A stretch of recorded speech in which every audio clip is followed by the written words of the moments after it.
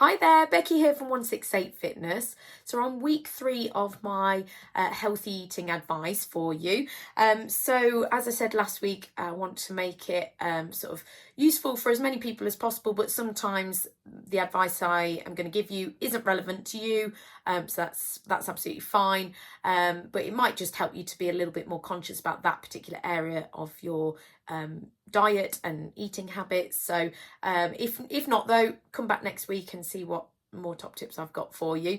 But also, as I said last week, we're working on small changes. So I gave you one top tip last week. I'm going to give you another today and then next week as well, and ongoing. So they're just all little things that you can, if you do every day and just make it more of a habit and keep going with it as well, then you're going to be more likely to sustain it, and then that's when you get the long-term benefits of doing what I've suggested that you do. So okay, so this week then my top tip is to look at your portion sizes. So I can't actually tell you what your portion size should be because I don't know you and I don't know what your energy requirements are, and I don't know particularly what you'll be eating. But you do. You know whether you're exercising, you know whether what you require in terms of kind of energy requirements, or are you going to be going to the gym after work? Do you need to eat a little bit more sort of carbohydrates to give you the energy? Do you need to eat more protein because you've just done a workout? That sort of thing. These things are going to be all different for every person that will be watching this blog. So I can't tell you exactly you need to eat this many grams of protein or this size portion of carbohydrates or anything like that. But you can know whether you're eating too much or maybe even too little. That'd be a nice position to be in. But most of the time we're looking at sort of too bigger portion sizes. So how you can do that, portion sizes and sort of calories in sort of thing, can all be tracked on MyFitnessPal. So you can add in what sort of portion size in terms of grams, like weigh everything out. You can put that onto there and that'll tell you how many calories. And then if it's looking like you're going to be over your calories for the day, then it might be an idea to reduce that portion size down, and that will give you a good idea of going forward what sort of portion size you need for the energy that you're expending or not expending. So you just got to at the moment get to know kind of what your portion size needs to be in order to either lose weight or maintain your weight, or if you're looking to sort of build muscle and things as well, how much protein you need, etc, etc. So that can all be done on MyFitnessPal if you are using that app. But if not, then a good way of sort of deciding whether your portion sizes are sort of reasonable or not is this is an interesting one.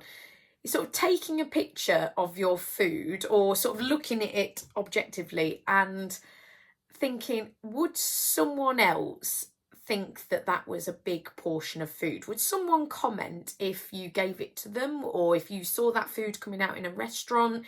If you took a picture of it and sent it to me, would I be saying, wow, that's a lot of food, or something? It might be lovely food, it might look fantastic, but would I be saying, wow, that's a big portion of food? Like, yeah, would that be what I'd be looking at with your meal portions?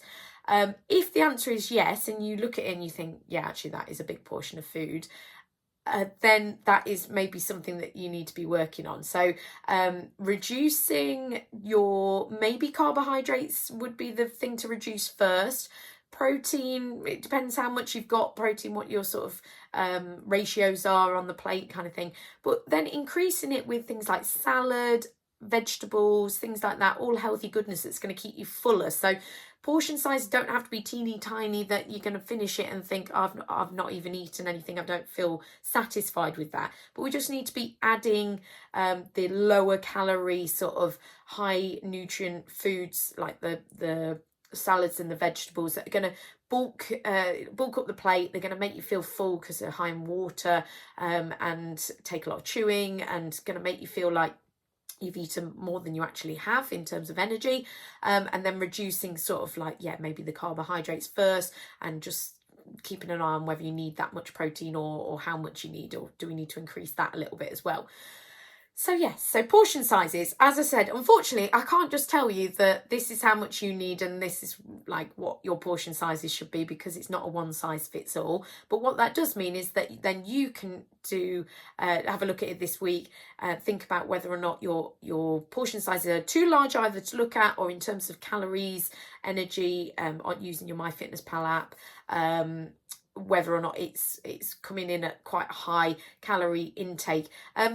Give you an idea, if you were roughly, I mean, like a meal could be roughly around sort of 500 to 600 calories, and if you're having a big pasta dish or something, and when you add it to MyFitnessPal, it's coming in at sort of more like 1,000 calories, then that's obviously alarm bells. You want to be sort of trying to reduce that down in various ways. So maybe portion size, or kind of how you're making that pasta, or if you're having sort of like takeaways and things like that. As I said, like I'm all for sort of eating everything in moderation, but if you're having the takeaway, or you're having sort of like a cheat meal, like, yeah, you can have the food that you enjoy, but does it need to be a big whopping plateful and like too much in terms of quantity, because you can't do everything.